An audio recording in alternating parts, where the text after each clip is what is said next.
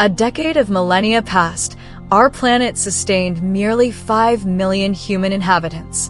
A millennium previous, demographic expansion proceeded at remarkably sluggish rates. This pattern persisted through the dawn of the 19th century. By 1800, Earth harbored exactly 1 billion human souls. Subsequently, owing to advances in medical science, technological innovation, and farming methodologies, our species numbers commenced an unprecedented ascent. Notwithstanding 2 global conflicts and influenza pandemic devastation, 1960 witnessed 3 billion inhabitants. From that juncture, exponential acceleration commenced. The demographic trajectory rockets skyward. Human numbers initiated near-geometric progression. Within a single generational span, our total multiplied by 2.5 factors. Given contemporary universal registration systems documenting virtually every birth and death occurrence, we state with certainty that presently 7.81 billion humans inhabit Earth. This figure maintains continuous upward momentum. United Nations demographic models project 9.5 billion terrestrial residents by 2050. Yet how extensively can such patterns persist? What constitutes our planet's ultimate threshold? What maximum human capacity can Earth sustain nutritionally? Given our era of unrestricted consumption patterns, what duration remains for planetary resource availability? Does demographic expansion endanger human species survival? Possesses our species the capability to voluntarily contract our population? Furthermore, should such contraction be attempted? These questions demand comprehensive examination today. Initially, let us analyze how accelerated population expansion currently impacts our world. During the time frame Earth's human population doubled, approximately 1 human lifespan, wildlife populations averaged 50% reduction. Humanity has initiated the 6th mass extinction event affecting animal kingdoms. Scientific communities term this phenomenon Holocene extinction. Additionally, certain researchers consider this Earth's most rapid mass extinction throughout geological history. Various estimates suggest speeds 10 to 100 times faster than previous extinction events, surpassing even asteroid-triggered dinosaur elimination. The asteroid impact primarily eliminated large terrestrial fauna during initial days and months. However, it simultaneously altered soil chemistry, atmospheric composition, and oceanic chemistry, causing additional species elimination across millennia. Consequently, asteroid-induced extinction required extensive temporal periods, yet humanity has surpassed those rates, demonstrating human impact exceeds asteroid devastation for animal life. Numerous researchers maintain this perspective. Determining absolute accuracy proves challenging. However, we currently observe genuine catastrophic biodiversity decline. Coming decades will witness species elimination accelerating thousands-fold due to human activity. Massive forest clearance eliminates animal habitats, while regional climates become increasingly arid. Forest removal serves dual purposes: timber acquisition and agricultural expansion to produce additional food for our continuously expanding population. Historically, before human planetary dominance, forests encompassed minimally 60 million square kilometers of terrestrial surface. Currently, this measurement has diminished to below 40 million square kilometers. Recent research by theoretical physicists from London's Alan Turing Institute and Chile's University of Tarapacá demonstrates that maintaining current population growth and resource consumption rates, particularly forest resources, positions our civilization mere decades from irreversible collapse. Naturally, this theoretical analysis contains limitations, including assumptions about unchanging deforestation and planetary resource consumption rates. Nevertheless, their conclusions merit attention for specific reasons. Forest density and its current absence represents catastrophic conditions. Increasingly frequent forest fires have accelerated already rapid and hazardous deforestation processes. Comparing forest clearance rates with human consumption patterns, physicist researchers Gerardo Aquino and Mauro Bologna concluded through statistical analysis that even under optimistic estimates, 90% probability exists for civilization destruction within 20 to 40 years solely from deforestation. While global debates continue regarding human contributions to greenhouse effects and temperature variations, certain indisputable phenomena occur. Our planet experiences balding. Deforestation remains an undeniable fact, explaining researcher confidence about imminent civilizational collapse without intervention. Apocalyptic theories regarding excessive resource consumption are not novel concepts. Since late 18th century, intellectual minds have examined this question through various scientific publications. In 1972, commissioned by Analytical Center Club of Rome, influential report titled The Limits to Growth emerged. Authors believed existing rates of population growth, industrialization, environmental contamination, food production, and resource depletion made civilizational collapse within 1 century the most probable scenario. Daily, humanity demands increased food, water, energy, and various commodities, making demand satisfaction extremely difficult without planetary destruction. What specifically awaits us regarding overpopulation? Current consumption levels have long exceeded acceptable boundaries. We consume resources beyond Earth's production capacity, contaminate faster than processing abilities, harvest more fish than reproduction rates, emit more carbon than tree conversion capabilities. We exist through planetary credit. We borrow from Earth, gradually reducing life suitability, thereby diminishing biocapacity, which accelerates debt accumulation rates. This represents reality, not science fiction. According to Global Footprint Network analysis, planetary credit living commenced approximately 1987. This marked the initial year when waste production exceeded Earth's processing capacity. Subsequently, some ecologists observe Earth overshoot day. Decades previously, our predecessors viewed futures optimistically and confidently. We cannot afford such perspectives for numerous reasons. Water issues present initial concerns. Discussing overpopulation typically generates initial thoughts about food and freshwater shortages. Numerous nations experience persistent water shortage problems. Despite Earth's 75% water coverage, merely 2.5% constitutes freshwater. Furthermore, over half this freshwater remains inaccessible, locked within polar ice caps or remote locations, such as deep underground reservoirs or Himalayan snow formations. Humans retain 1% availability as accessible liquid freshwater. From this single percent, we currently utilize approximately half, though drinking consumption remains minimal. Most water, specifically 2/3, supports industrial production, domestic requirements, and food creation through agriculture. Growing potato pears requires averaging 25 liters. Salad production demands approximately 140 liters. 2 eggs necessitate 270 liters. Steak production requires 2,000 water liters. Desiring milk consumption? Cattle must initially consume 200 additional liters, making breakfast requirements total 2,600 liters. Therefore, water rapidly becomes among the most urgent challenges. Satellite Earth observation enables water requirement assessment. We observe Aral Sea disappearance within few years. 32,000 kilometers of canal systems and 45 dam structures completely drained it. Rivers feeding the Aral Sea were redirected for agricultural irrigation. Currently, only gray-brown mud remains instead of sea. This represents merely one disappearing water body. Agricultural practices drain China's Yellow River. Only 10% reaches oceanic destinations. Pakistan's Indus River retains only 10% of original volume. America sees less than 10% of Colorado River water reaching Mexico. Persistent water shortages result from insufficient infrastructure, political factors, poverty, and geographical circumstances. Nevertheless, overpopulation bears responsibility. Currently, over 1 billion people suffer from clean drinking water deficiency. Many cannot wash themselves, occasionally lacking drinking options entirely. African armed water conflicts occur routinely. Problems extend beyond impoverished nations. Even relatively high-income countries like Mexico or Brazil experience freshwater shortages. Acute shortages affect numerous global megacities: Los Angeles, Cape Town, Tokyo.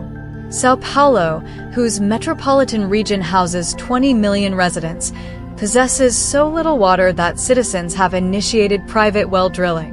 Groundwater levels decline globally. Human depletion exceeds natural replenishment rates. Population growth will intensify these conditions. Prospects for water provision to several billion additional people over 30 years appear dim. By 2025, minimally 2 billion planetary residents will systematically experience acute freshwater shortages. Within 20 years, over half the global population will suffer from water deficits. Since agriculture consumes the majority of water, shortages will impact life's second foundation, food. World Health Organization projections indicate acute drinking water shortages will affect 65% of Earth's inhabitants by 2050. Energy and urban centers constitute our second challenge. 3 centuries ago, Industrial Revolution triggered mass urban population migrations. By 2006, urban populations exceeded rural residents. This trend shows no deceleration signs. Globally, over 30 megacities exist, metropolitan areas housing 10 million or more inhabitants. These include not only Moscow, New York, Shanghai, and Tokyo, but also Kinshasa, Lima, and Mumbai. Such population concentrations place enormous natural burdens. Additionally, urban dwellers typically consume more than rural counterparts. Projections indicate 7 billion people will inhabit cities by 2050. Urban resident numbers will double compared to present levels. Remarkably, the upcoming 40 years will generate more urban development than our entire planetary existence history. This will inevitably impact human existence. Intercity transportation by 2050 will increase traveling individuals by 600%. This poses ecology's most serious challenge. Consider that single airplane flights equal 8 months of automobile use regarding atmospheric greenhouse gas emissions. By 2050, airline ticket sales will reach 16 billion annually instead of current 4 billion. As if 44 million daily flyers existed, while road vehicles approach 2 billion. Energy requirements will predictably surge. Within 35 years, demand will double, requiring 110% more petroleum than currently. Over 1,000 new coal-powered plants will be constructed globally to satisfy our requirements. Current consumption rates suggest coal availability until next century's end, recoverable petroleum for approximately 50 years. But can ecological reserves withstand such pressure? Environmentalists assert that burning all affordable petroleum and coal will dramatically alter climate. Nothing can prevent such consequences. Inexpensive energy enabled ecosystem adaptation for human purposes without environmental consequence consideration. We currently realize industrialization's full-scale natural impact. Fossil fuel utilization over 35 years will release hundreds of billions of atmospheric carbon dioxide tons, catastrophically affecting climate. At minimum, over 11,000 scientists declared this last year. Powerful storms and rising oceanic levels will threaten us significantly more frequently. By 2050, coastal flooding will endanger 1 billion people. From these observations, demographic growth appears to genuinely threaten planetary well-being, yet this isn't entirely accurate. The issue isn't planetary human numbers, but consumption quantities. Economically prosperous nation residents consume, deplete resources, and contaminate environments many times more than impoverished country populations. Scientists attempted calculating Earth's human capacity at various consumption levels. Calculations suggest that reducing consumption to average Indian levels would enable Earth to sustain 12 billion people. Using Rwandan standards as benchmarks could support even 15 billion. If Brazilian indigenous populations populated Earth, we'd achieve maximum population at current technology levels, 25 to 30 billion. However, our planet can only support 3 billion people maintaining European standards. Only 2 billion could maintain American lifestyles. Alternatively stated, if all current 7 billion Earth inhabitants possessed average American living standards, 3 planet Earths would be required. 3 Earths enabling everyone, like Americans, to purchase individual family member vehicles, multiple televisions, 10 sneaker pairs, dozens of t-shirt varieties, frequent flying capabilities, and large quantity meat consumption. Certain calculations suggest even maintaining current average global lifestyle standards requires 1.5 planet Earths. We already desire more than nature provides. Primarily, demographic expansion over upcoming decades will occur in megacities where current population income levels are assessed as low or medium. Initially, increasing such city populations, even by several billion, shouldn't produce serious planetary consequences because low and medium income populations consume minimally. Approximately half the world, 46% of people, survive on under $5 daily. Correspondingly, they consume little and generate minimal climate pollution, 15% of total emissions. Greenhouse gas emissions effectively indicate potential consumption levels in any given location. Impoverished country residents produce 1 ton of carbon dioxide emissions and equivalents annually. High-income countries see individuals accounting for 6 to 30 emission tons. Therefore, many researchers believe that reaching 10 billion Earth population may create relatively small additional resource burden, since significant population growth occurs mainly in underdeveloped countries. However, global conditions change. Despite current average Nigerians consuming 4 times fewer goods than Europeans, eventually African and other impoverished countries will approach European income levels. This is already occurring in China. Then we might confront serious problems. Concerning is impoverished country residents' aspirations toward lifestyle and consumption levels currently considered normal for high-income states. Who would argue this wouldn't represent social justice restoration in some sense? Indeed, expecting developing countries to maintain low consumption levels is immoral and short-sighted. But what solutions exist? Suggest industrial country residents limit consumption to create ecological space necessary for third-world country growth? It's difficult believing anyone would accept such proposals. Convincing developed country populations to abandon meat, cease automobile usage, and reduce flying will prove challenging. But as some intellectuals suggest, either we radically transform collective human existence or face harsh capitalist civilization collapse. Consider everything we assume as given: constant economic expansion, endless technological and moral advancement. Global market capabilities to rapidly satisfy all possible human desires. Effortless long-distance travel, regular international trips. Agricultural abundance, beach holidays, mountain retreats, skiing, children's education, clean water, personal homes, automobiles, and land. Experience abundance, impressions, and emotions, freedom choosing residence locations, romantic partners, personal identity, belief systems. All this could vanish without changes. 11,000 scientists from 153 countries jointly proposed these solutions last year. Halting fossil fuel extraction, ending forest destruction, reducing meat consumption, and lowering birth rates. After all, as mentioned, despite high birth rates currently observed mainly in impoverished countries, eventually these populations will become wealthier and consume more.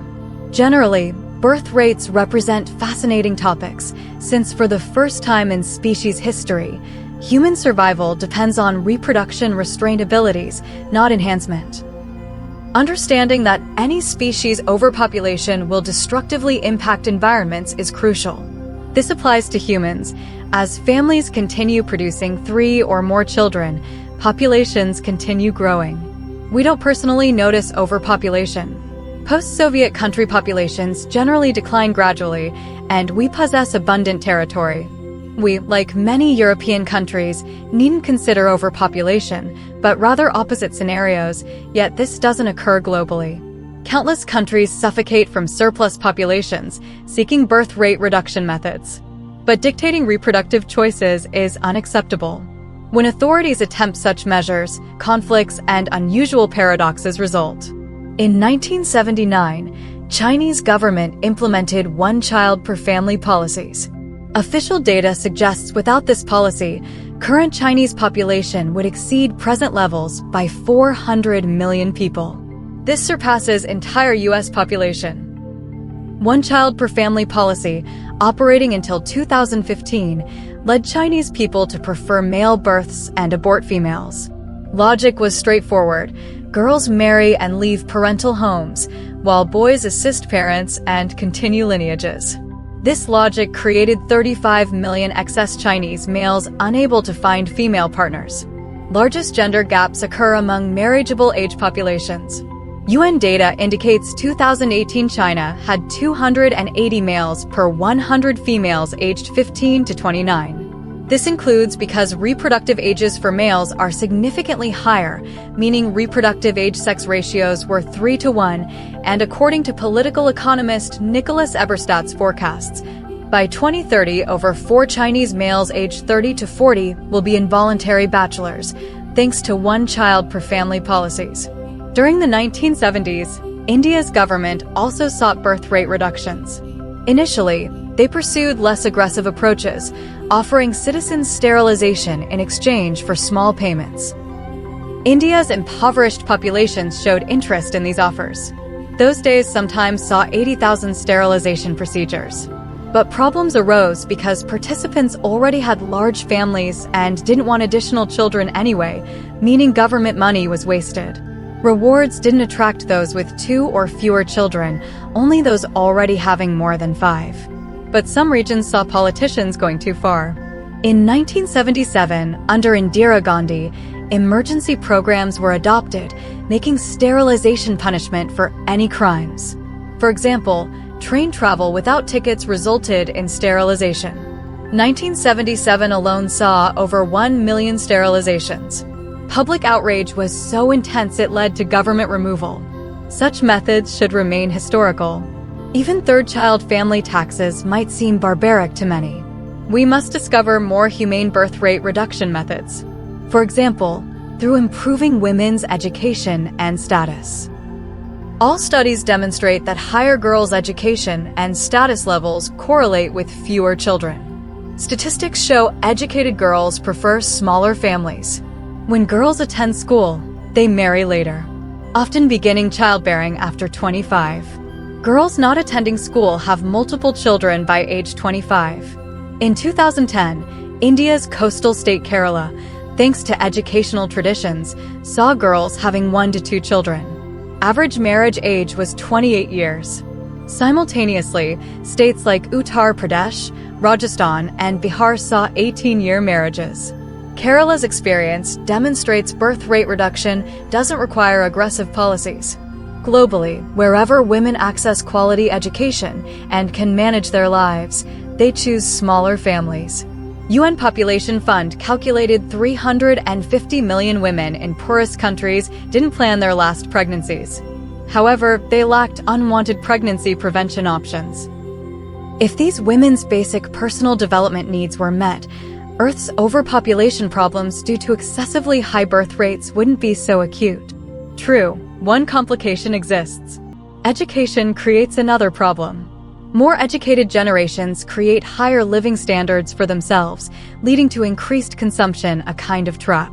So we must consider instilling moderate consumption culture alongside education. This isn't a simple task.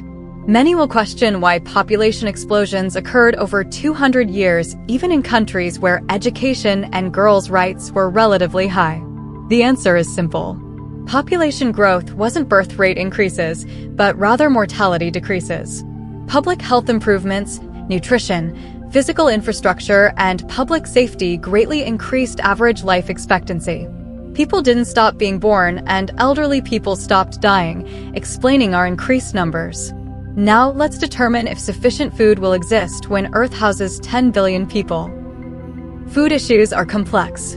Since the 18th century, people concerned about overpopulation have worried about universal food sufficiency. Good news, yes, abundant food exists. Actually, calorie consumption has only increased each decade. If food were diminishing, explaining why people eat increasingly more would be difficult. In the 20th century, industrially developed countries managed tripling agricultural output through synthetic fertilizer invention and mechanized process implementation. Thanks to container emergence and other logistical technologies, Food became 30 times cheaper over 100 years. Consequently, today far more people die from obesity than hunger. This represents our civilization's greatest victory. Unfortunately, obesity harms not only specific individuals, but the entire planet. Human overeating passion greatly increases planetary ecological burdens. Consider, if all Earth's people didn't overeat, but consumed exactly what bodies require, scientists' calculations suggest our planet could accommodate another billion people without additional ecological burden. Despite not currently starving, Africa still experiences starvation. Africa's problem isn't just technological backwardness and political issues, but soil agricultural potential is too low. According to NASA's Goddard Space Flight Center specialists, humanity currently cultivates nearly all available fertile soil with high agricultural potential. Some states already lack sufficient arable land and rent agricultural land in other countries, exporting harvests to their countries. Specialists believe situations will continue escalating. Our prospects seem dim and progress has cost us dearly. We've created 7 billion strong resource-consuming society that will grow by another 2 billion people within one generation. What to do about this remains unknown. Many believe the human race will face great trials in coming years. But one paradox exists. Despite nearly tripling population over 60 years, humanity has begun living better, not worse. Although it would seem more people means fewer resources per individual, no, instead each person receives even more resources and benefits than previously. How is this possible? Population grows while simultaneously becoming wealthier. We live better than when there were half as many of us. This completely contradicts logic. Are all researcher forecasts about our bleak overpopulation future false? I want to remind that since the 1700s, countless experts have expressed overpopulation concerns. They feared we'd all become impoverished, that we'd burn ourselves out when reaching 4 billion. Then they feared reaching 6 billion. Today we're nearly 8 billion, but instead of total hunger and poverty beginning, global food amounts have increased. All possible per-person resources are significantly more than when 1 billion of us existed on the planet. On average, we live significantly better. How is this possible? Why does reality completely contradict forecasts? The answer is obvious. Forecasters cannot know future technological development levels. Technology enables exceeding planetary productivity limitations. As mentioned, some environmental scientists claim we've already exceeded Earth's carrying capacity.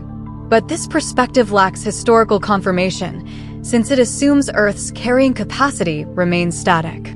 In reality, for thousands of years, we've modified our environment to more productively satisfy human needs. No reason exists to believe we cannot continue increasing planetary carrying capacity. We're not fruit flies programmed for infinite reproduction until burning ourselves out. Our ingenuity sometimes surprises even ourselves, though we should be accustomed by now. Currently, we've accumulated more knowledge than ever, and failing to utilize this would be tragic. People possess incredible idea generation abilities, and among these ideas are those capable of solving overpopulation-related challenges. For example, we're already beginning to create technologies and automation providing alternative energy production and generation options. For example, Ivampa Thermal Station in California's desert, the world's largest solar thermodynamic power plant. At first glance, these appear to be solar panels, but they're not. These are ordinary mirrors, over 300,000 of them computer-controlled.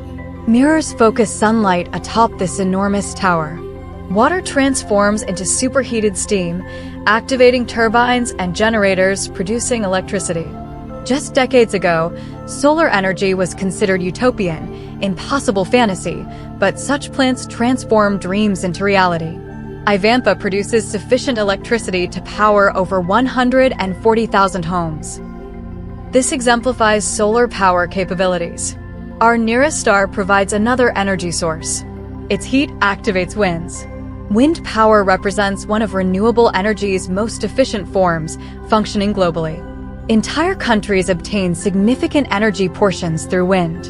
Annually, the sun provides energy 20,000 times exceeding our needs. If we don't want climate change, we must reduce fossil fuel dependence. Over the past 5 years, solar energy amounts we obtain have increased 100%. Perhaps the near future will see the sun providing energy with virtually no greenhouse gas emissions. Despite coal and oil usage being significantly more financially profitable, this doesn't ease ecological pressure. Plus, renewable energy costs decrease annually, albeit slowly. The sun can help us achieve natural resource independence in the near future, but solar and wind energy have problems too. It's unstable.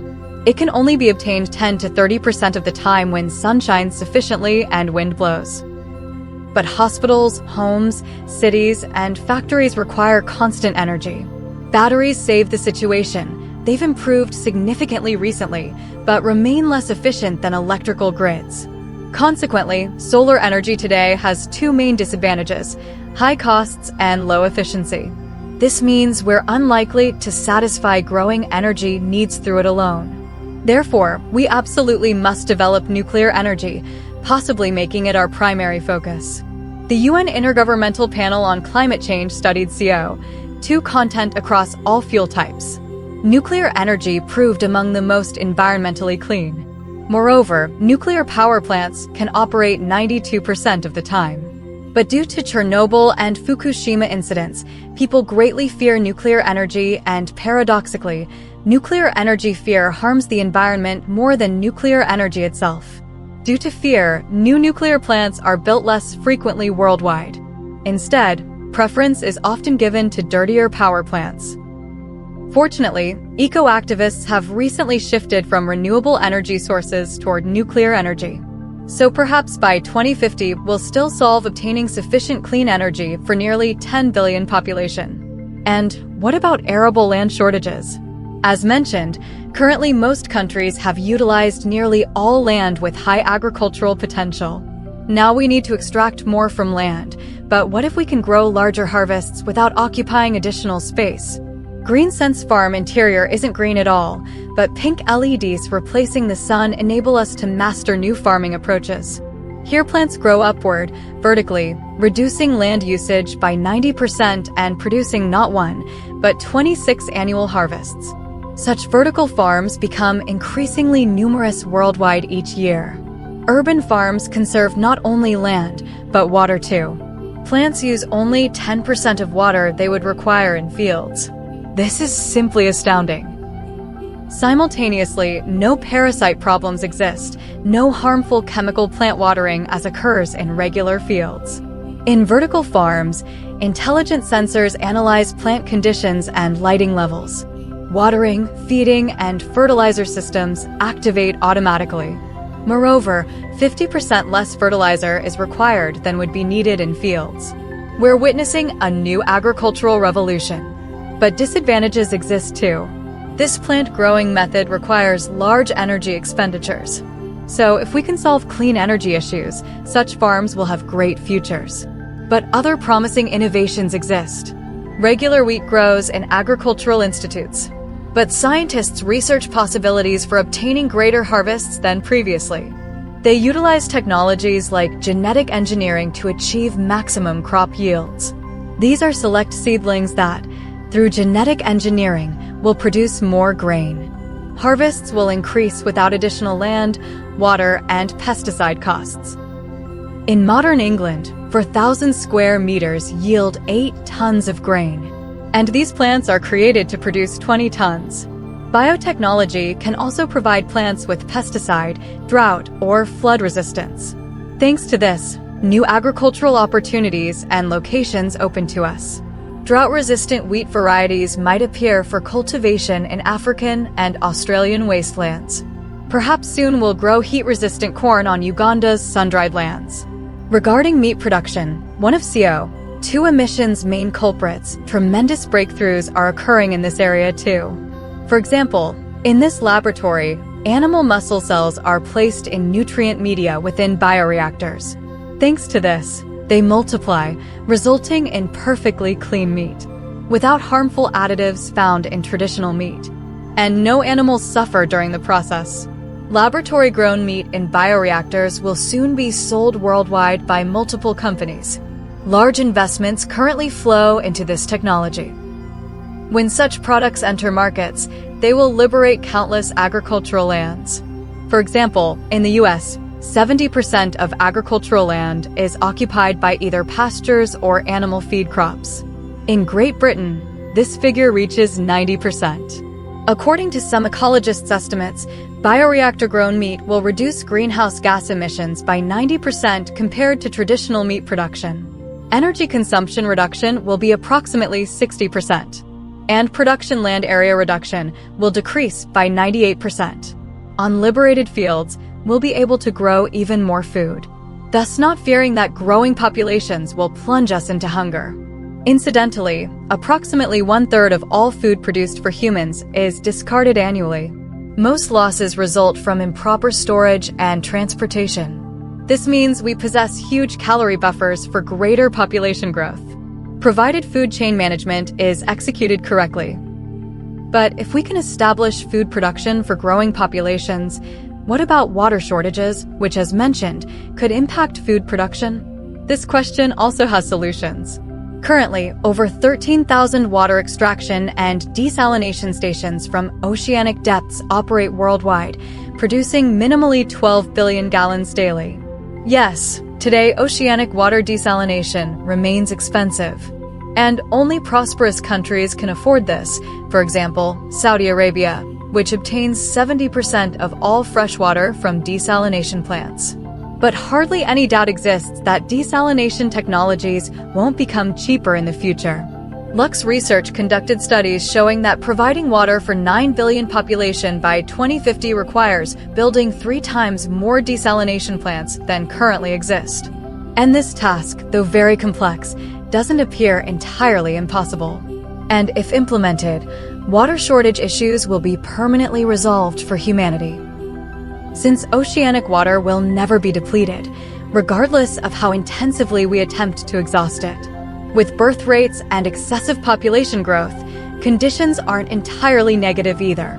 Actually, signs exist that some stabilization is already occurring, even if statistical population continues growing. Over recent decades, population growth rates have significantly decelerated, and birth rate studies conducted by the UN Department of Economic and Social Affairs show that globally, birth rates per woman fell from 4.5 children in the 1970s to 2.5 in the 2000s. Today, in the United States, Europe, Japan, China, most of Latin America, and even some Indian regions, birth rates fall below replacement levels, meaning average children born per woman is less than 2, and for population growth, this indicator should be no less than 2.1. Now birth rates have begun declining even in Africa. Today, one African woman averages 4 children. This is much less than recently. With improved living standards in African countries, local populations will follow already established developed country paths and begin having even fewer children. Most modern demographers believe that over upcoming decades, Earth's population will peak at 9.5 billion people by 2050, and this will be maximum. And then, due to rising living standards, our numbers will inevitably begin declining and reach 8 billion by century's end.